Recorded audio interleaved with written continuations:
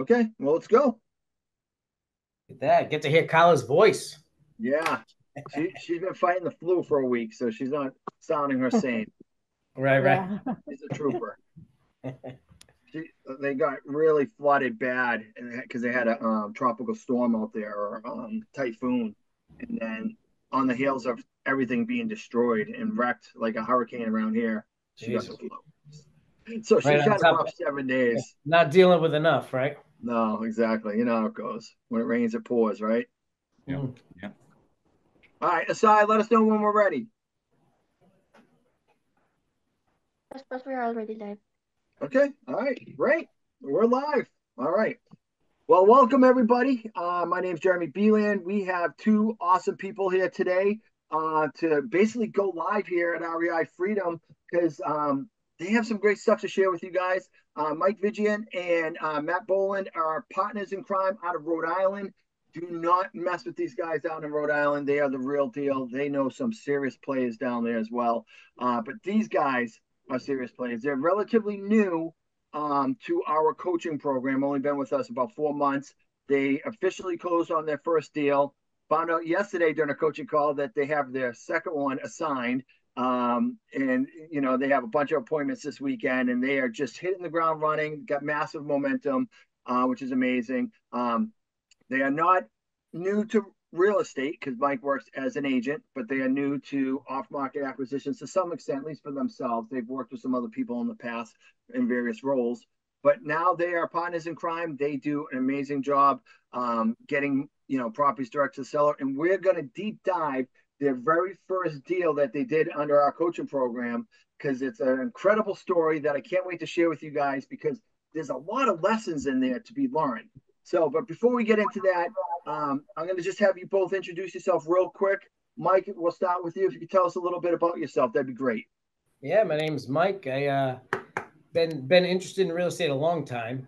Finally left my 23-year career in car sales to just deep dive, get in it, and then make it work. Right, spend more time with the family at the end of the day. Although my wife says I'm home more, but she never knows when I'm going to be home. She can, so she used to know when I was working. Now she has no idea when I'm going to be working. It's like I gotta go. Schedule's a Um, little unpredictable these days. Absolutely.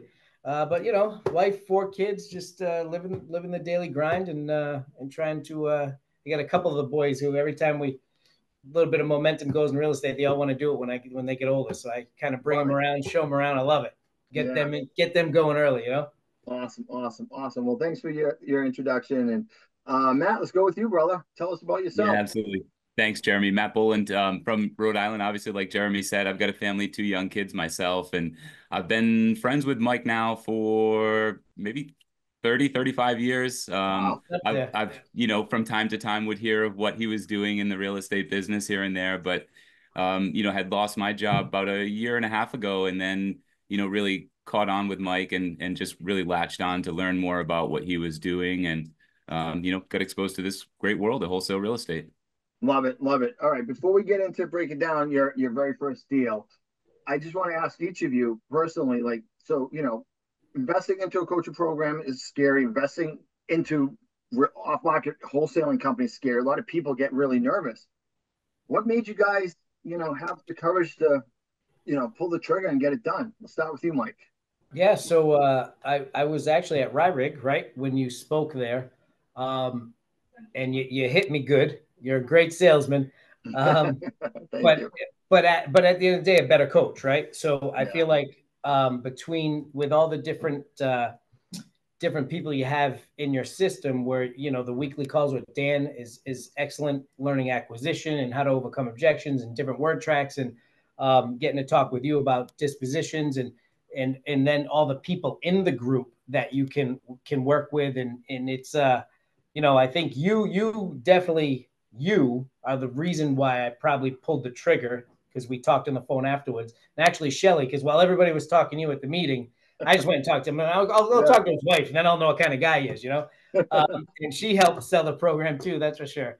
But at the end of the day, it's money well spent. It's definitely a lot of great training, a lot of great people that have a lot of great outlooks on how to do this and different ways to do it. And there's no two ways. There's no two ways to do it. There's a lot of different ways you can attack this, and it's trying to learn as many as you can.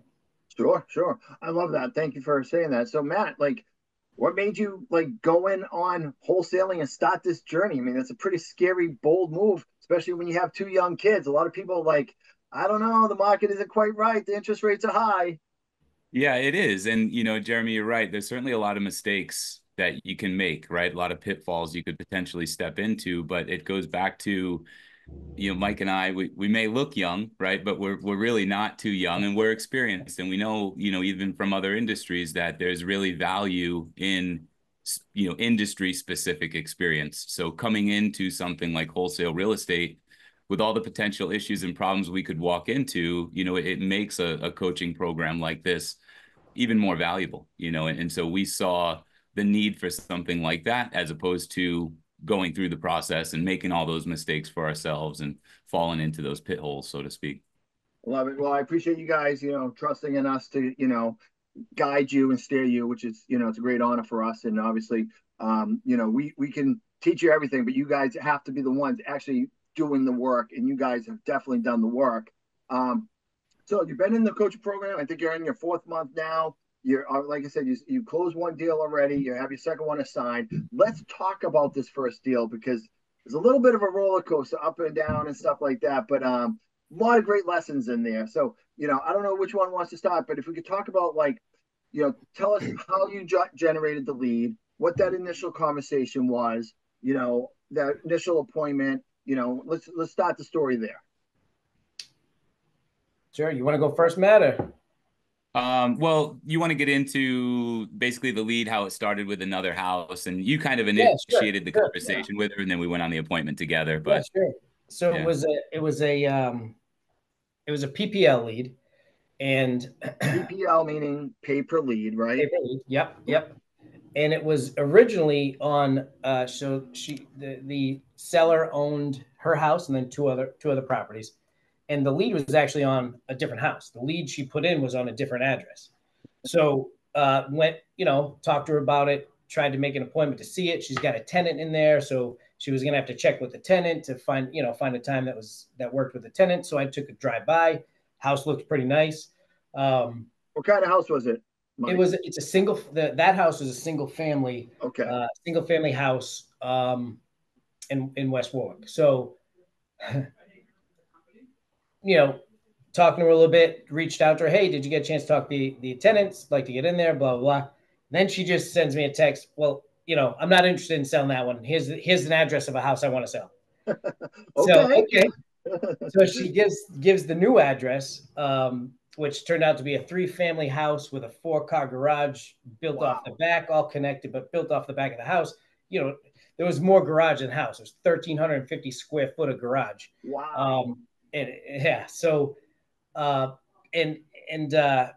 to find out, there was code violations and all kinds of issues. So now I know why she directed us to this property instead of her other one. This was like her problem property. This was definitely her problem child. There was there was fines racking up with the violations from the city and all that. So constant court dates, and so this is the one she needed to get done. So we ended up making the appointment to see that house, and it was an interesting property, to say the least. So first of all, what was her I understand she had code violations, but what was her motivation to sell? Why to you instead of going to list it with the realtor? So the condition of the I don't even know if it would have been financeable, honestly. Okay, so it was in rough shape. We piggybacked, the appointment we made. So when I called her and said, hey, we tried to make an appointment, she goes, no, you're going Thursday at noon. And it was, I think it was Tuesday or Wednesday. It might've been a day or two before. She's like, you're going Thursday at noon. I'm like, all right. She's like, and the lead inspector's coming at noon. You don't tell the sellers the tenants you're here to buy a house. You're just assisting the lead inspector. I'm like, all right, classic. We're lead inspectors then. Yeah, sounds like we're lead inspectors. And that's how we ended up getting the house. But it's definitely something that I think with the violations and all the issues and the condition of the property, she needed it gone and as fast as possible because every day, as far as I know, every day the fines it was a daily fine. Right. So it's racking up really fast. She probably doesn't have the experience, maybe the knowledge, maybe even the financial resources, even though she owns multiple properties, to maybe deal with the code violations. And obviously, if the house is not financeable, it's a rough shape. So there's probably all kinds of stuff. And she didn't want to open up that can of worms. She's just like, I probably made enough money off of this. I just want to be done with this. Go away, nothing to do with it. And I got tenants in there. And people don't understand, like when you're wholesaling properties with tenants, that adds a whole nother layer of complications because a lot of times these people don't want tenants to know that they're selling the property. Hence why you guys are the lead inspectors, right? I've been insurance agents way too many times in my career. Yeah, that's usually the line I use, Yeah. Because if they tenants find out that the seller is maybe looking to sell the property and then the seller's unable to sell the property, then they get worried that tenants are going to get mad at them. There could be some negative interaction back and forth. Maybe they stop paying rent. Then maybe they leave and then they have a vacant unit and like it just they worry about all the stuff that can happen, and it does happen. So going to a guys like you who say, hey, I can make this a quick transaction. Don't worry about code violations. Don't worry about the tenants. Don't worry about any of that. We're just going to get it done in one shot and you'll be done with it. That sounds pretty enticing to somebody, I would think, in this situation. Right. Yeah. And she was a little bit older. She had some health issues, and she was by herself. So, at one point she had the gumption and the energy to go around and tend to all these properties, but she just didn't anymore, and talking to her more about her motivation, that came out. So definitely multiple levels of distress and motivation there for her. She had a problem. You guys had a solution. You guys are the great problem solvers, which was great. So you guys go out and take a look at the property, your lead inspectors, and then if I remember correctly, you guys leave there, right? And then you guys were you were talking to some buyers, some multifamily buyers, cash buyers that you had on your list that were familiar with the area, familiar with those type of properties, and getting some feedback from them as well, correct? Yeah, Right. I had bounced the house off, a few investors I know who are in the multifamily bracket, and just kind of because again, with the violations and with the work it needed, trying to figure out enough, because the way she literally came, sat in a rocking chair on the porch while we were lead inspectors, and the tenants were all talking to her. So when it was over, we couldn't even talk to her to try to negotiate at that point. Yeah. She's like, okay, thanks guys. We'll talk later. And just get out of here, Then you leave. And were you worried that you didn't know the value of the property, like the ARV? Yeah, it was so rough.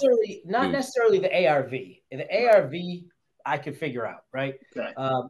If that thing was perfect, I'd be able to figure out an ARV. But it was like, what do we need to get this under contract for it to make sense? Sure. And I know what I was throwing around, what we thought we were throwing around ended up being, like 90 grand less than what we put it under contract for, because of a conversation, I think, with you. Yeah. When we finally, and at the end of the day, I threw 150 at her. She thought I was crazy, wanted 250. And then we kind of just thought, geez, that's too much. We just thought it was too much. And then we talked to you. Slow down for a second. Sure. You're a lead inspector, you leave the property. Did you talk to her over the phone? Did you talk to her in person?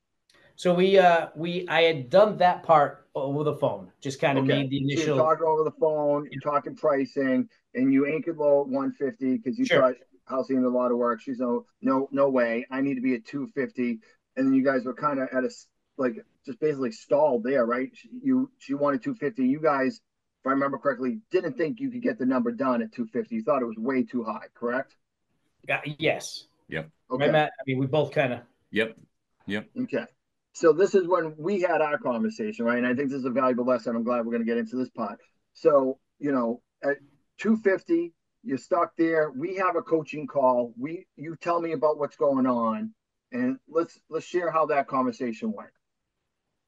Yeah, it was Matt, go ahead. You probably remember better than I. Well, I mean, I'm we the old were man. at this point, right, in the process, and this is where we sat, and ultimately, the big thing that I took away from that call was, just lock it up as low as possible, right? I mean, you're not always going to find out if there's a deal there until you lock it up, until you get some investors to walk through and get some eyeballs on it, and um, and then obviously Mike went back and we got it a little bit lower than 250, but I think we were too focused on the numbers in the moment, right? And looking at that, trying to find out if we had a deal when maybe that wasn't the time to determine whether we had a deal or not. So, it was a big mindset shift change, not just for us on that deal, but also how we approach other deals as well. Yeah, and this is very common, right? So you're new, right? And it's scary. So you're about to get this property under contract. What if you freaking screw up, right? What if you do get it on too high and you can't sell it and you can't, you know, fulfill your obligation to this lady, right? What are the ramifications of that? So you're worried about that. It needs a lot of work. It's a scary situation to go in. Plus, you guys are relatively new, starting to learn about the acquisitions with Dan and stuff now. But you knew you had to be a problem solver. But you come in, and once you start making it about the numbers, it becomes about the numbers, right? So Bingo. you guys Yeah. are kind of sitting on that spot. She wanted 250. We talked, and you guys were like, I don't know, we're not going to move forward. And you guys are like, well, the cash buyers that's in our area are telling us like 250 is too high, right? We're hearing chatter from people in the neighborhood that this is too high. And and obviously here at our philosophy is just lock it up as low as possible. How many cash buyers did you guys have in your cash buyers list at that time? Do you remember? Yeah, it was close to 30. Close to 30, Okay. I think. And how many are you supposed to have? What 150? 200? As many as Yeah. possible. As many as possible. That's right. Right. So you had about 30 cash buyers and you're hearing some chatter from them. Obviously, everybody wants to get it as low as possible, right? I mean, obviously. But I told you, hey, don't, go lock it up, right? Don't let 10, because I think you guys are like $10,000 a pot. You wanted to be at 240, 250. You guys are like 10 grand. You guys are like, I don't know if we can make this a deal. We're ready to walk away. And that's when I was like, no, guys, you got to go out there. Just lock it up as low as possible, even if it's 10 grand too high, because you have to trust the disposition process. And you guys went back, thankfully, listened to my coach and went and locked it up at not 250, but a little bit less. Is that what you said, Matt? 240. Yep. 240. Yep. Okay. All right. Yep. So, a little bit better. So, you didn't let a few thousand, $10,000, $20,000 hold you guys apart. So 250 still too high. 240 you probably felt was too high, but you're going to go with it, get as low as possible, lock it up. And then you want to explain like the next step of how we market this property to cash buyers and how that all went down? Yeah, real quick too. One thing that you mentioned, Jeremy, on the call was you kind of really put into perspective for us, what do we really have to lose, right? Right. At that point too, because it was a nice low earnest money. Ultimately at the end of the day, we positioned it to her, like you had mentioned, is like, hey, explain that we'd like it lower. We're not exactly sure we can get this, but we're certainly going to try, right? And we positioned that the right way too. And there was so much more potential gain there than there was potential loss. So it just made it an easier decision at that point. And that's a great Yeah, point, and man. the key, I appreciate it. Good, Mike. yeah, I was gonna say the key, right? In it's part of Dan's philosophy. He hammers it all the time. Is be up, and you do too, but as well. But it's be upfront, right? We were extremely upfront with her that we are probably not the end buyer. Yep. We're going to use our sphere. We're going to use our contacts to try to find her a way to sell the house, to try to get the house out of her hands and make it somebody else's problem. Yep.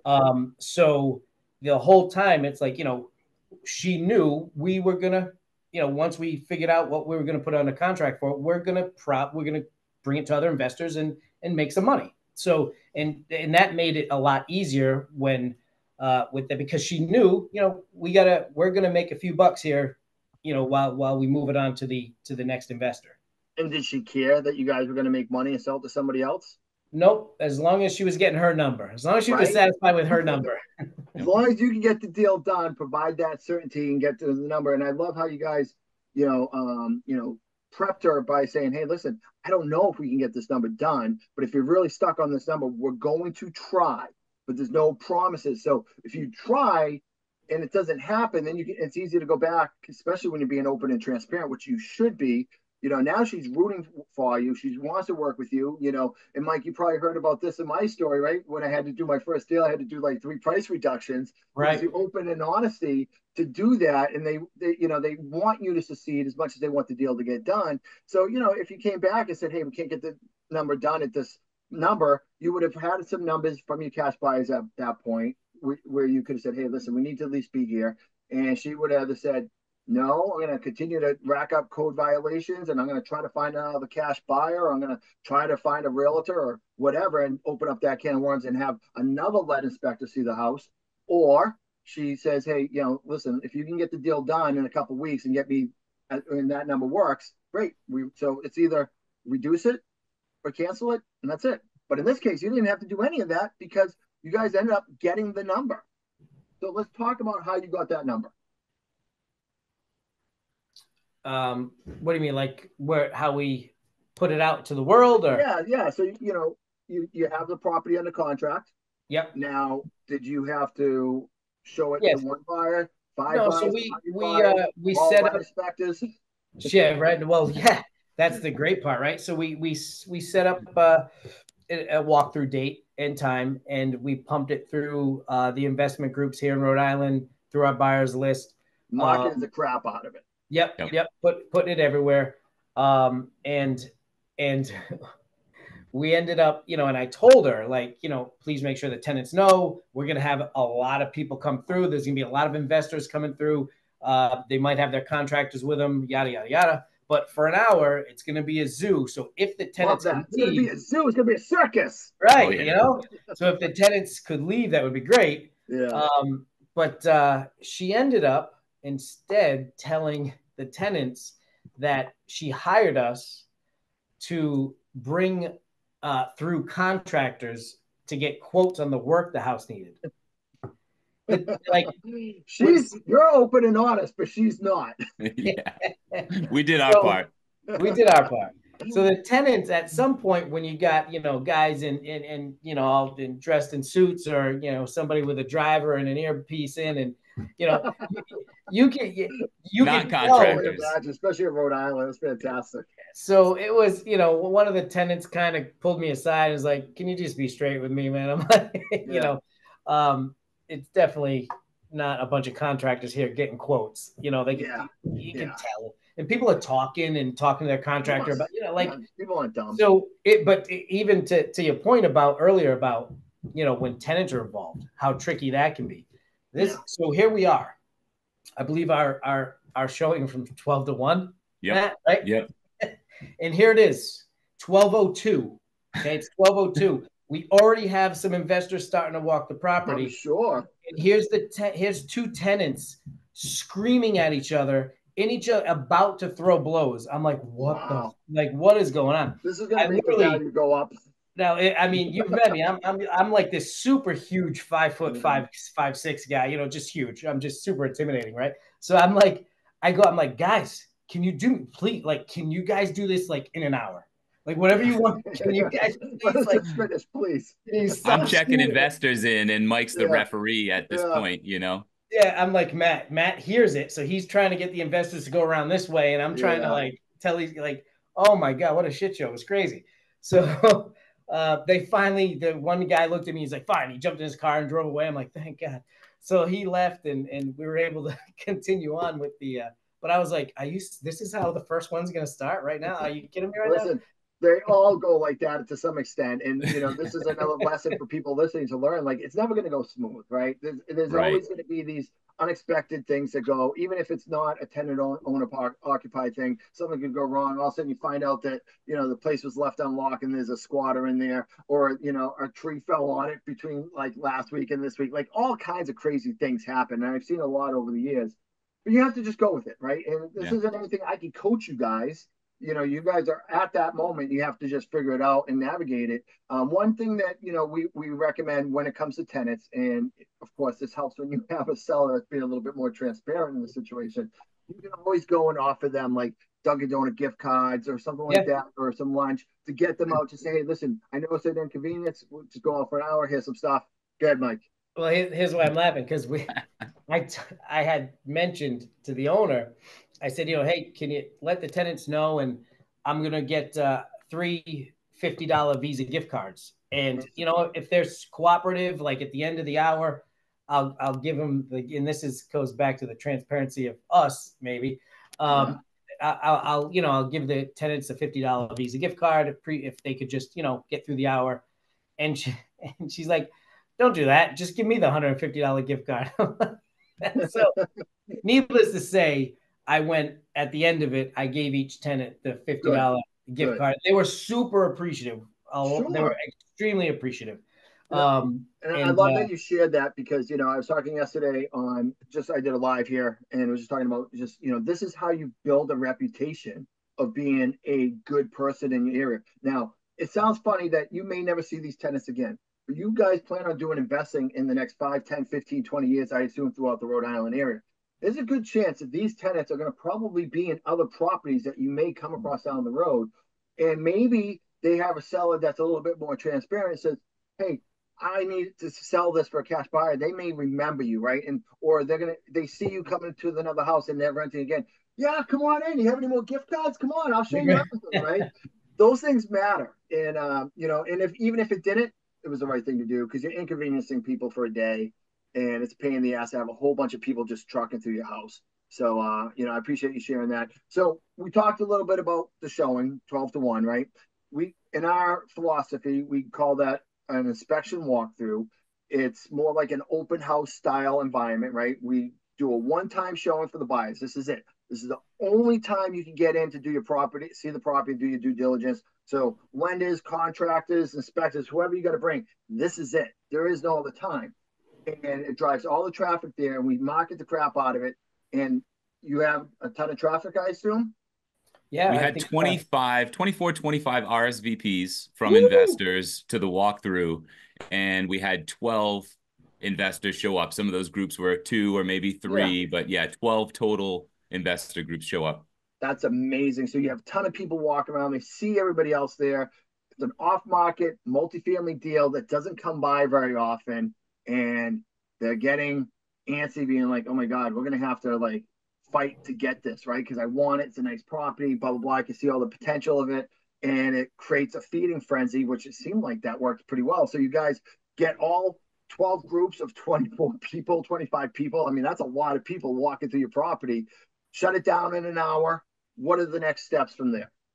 We told them all that we expected their highest and best close of business the next day. So it was a little more than 24 hours.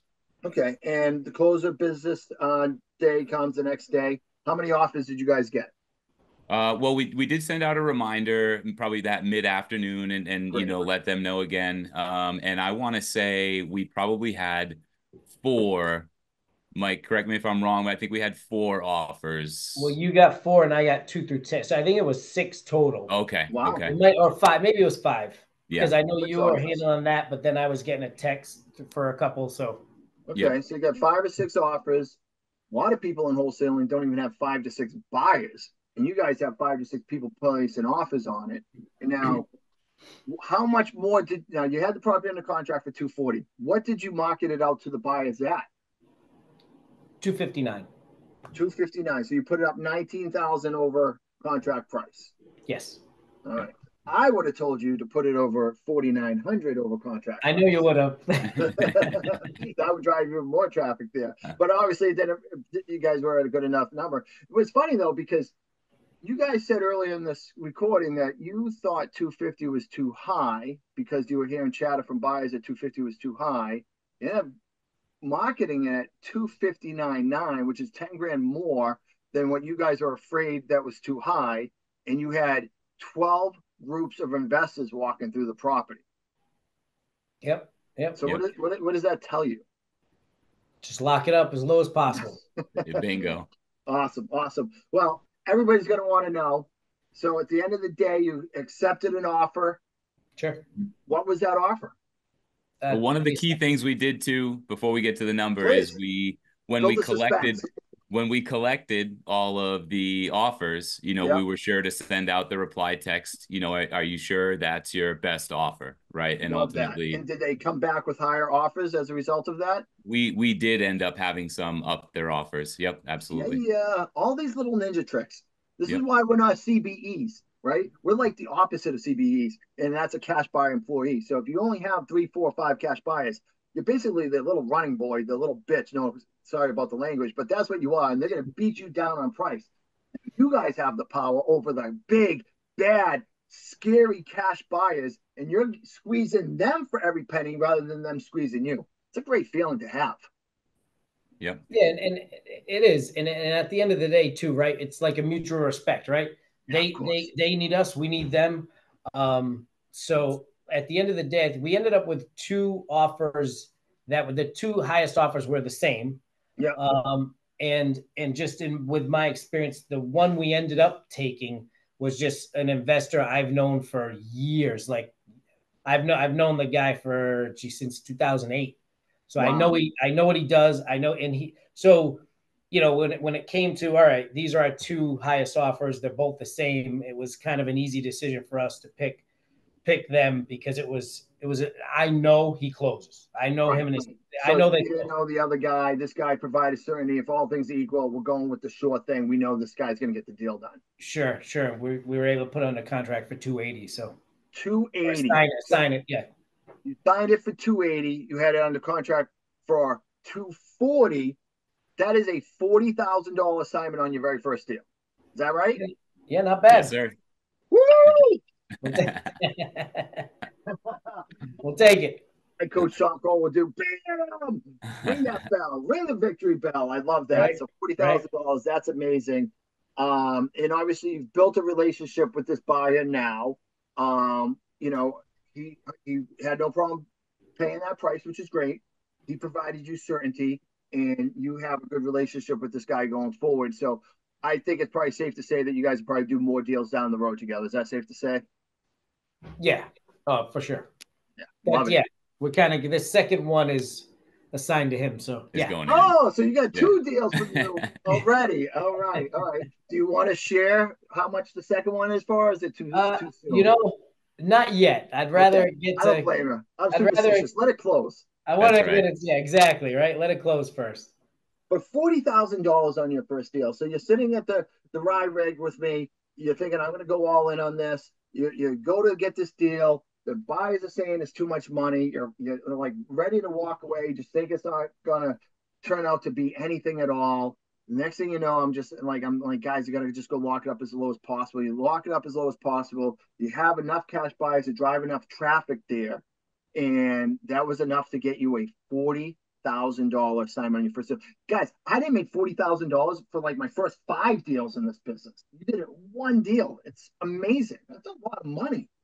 Tell you what, it's a great way to start.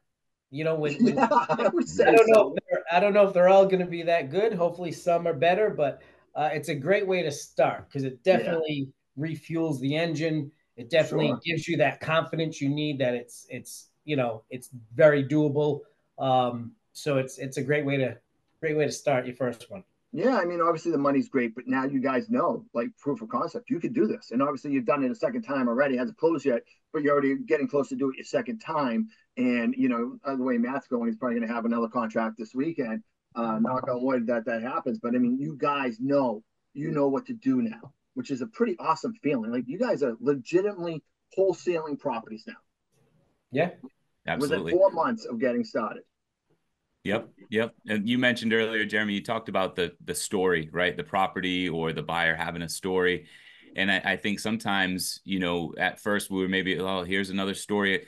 We should embrace the story, right? Or embrace, because that's why they're here talking to us, right? So Right. when it comes time to peel into that story, actively listen, and really care about that situation, because that shows through.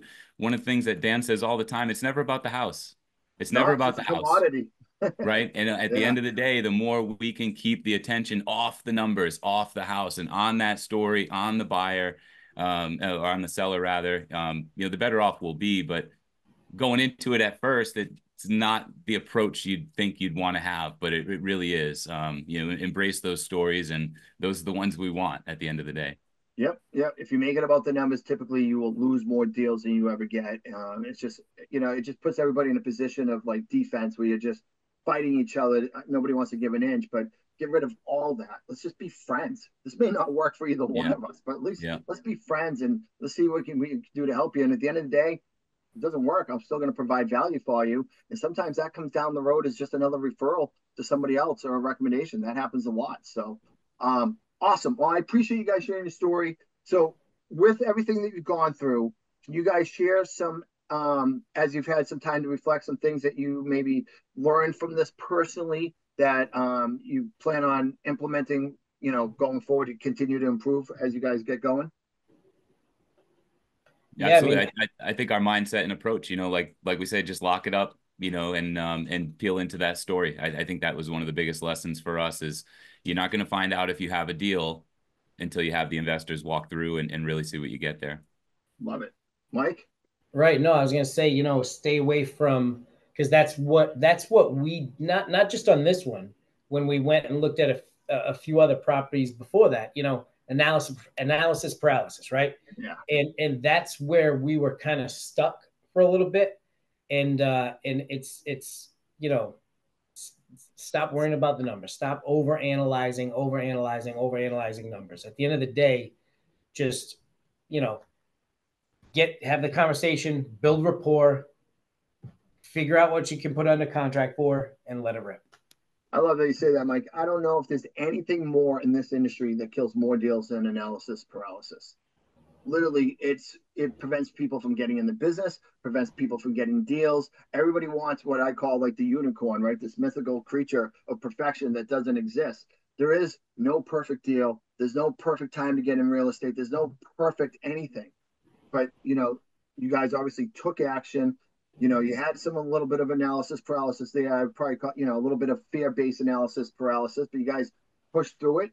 Basically your coach says, hey, go through it. You guys push through it. And then you found out, wow, okay, we can do this. And, and sometimes it's just overcoming those fears that now give you the confidence to say, all right, okay, we're not going to overthink this too much going forward. We're just going to let the process go through. And as Matt says, what's the worst that can happen, right? If you're open and honest, you either cancel the contract or they work with you to get a reduction, which they do a lot more than people realize. Not that we're in the reduction business, but if they're really stuck on a number, and as you guys get better with Dan, providing more value, being, and learning everything that we need to teach you, you'll be able to get them at even deeper discounts by providing more value that they need. But you guys are brand new. But I mean, to get 40K in your first deal, it's just incredible, guys. I'm really, really proud of you. And I appreciate you sharing this with everybody, because everybody listening today, there was a lot to unpack there and a lot to learn. Don't have analysis paralysis. Just lock it up as low as possible. Don't let a few cash buyers deter you from moving forward on a deal, right? And build a strong cash buyers list. Market the heck out of it and be a problem solver and come from a place of empathy. Don't make it about the numbers, but make it on the person, as Matt said, where you provide a lot of value. I mean, those are a ton of great lessons, which obviously led to a great result for you guys. Yeah, absolutely. Yeah, spot on. And we appreciate, you, Dan, the whole REI community. Really, it's been awesome. Well, I can't wait to see you guys on your journey going forward. I know we're going to have you back because you guys are going to be doing a lot of deals. We're going to look back after your first year in the business, and it's going to be like, holy smokes, look at what you guys have achieved, because you guys are rock stars in the making. I know it. I sense it. I know it. And you guys are. And I'm super excited for your success today. So, guys, thank you so much for being part of this, this episode and sharing it with everybody. Is there any parting words you guys want to say before we finish this up? Thanks for having us, and don't overanalyze those deals. Yep. Hop in the trenches. No better time than now. Awesome. Well, thank you guys. If you guys want to learn how to be rock stars like this, just give me a call, shoot me a message. We'll talk. It may not be the right fit for us. We may not be the right fit for you. But sometimes when three people like this get together and they are the right fit, great things can happen. So blessed to be your coach, guys. Blessed to be a part of the journey. Blessed to have you guys trusting us. And we'll talk to you guys soon. Yeah. Sounds good. Thanks, Jeremy. Appreciate it. Bye, guys. Have a great day, everybody. Enjoy your weekend. Take care.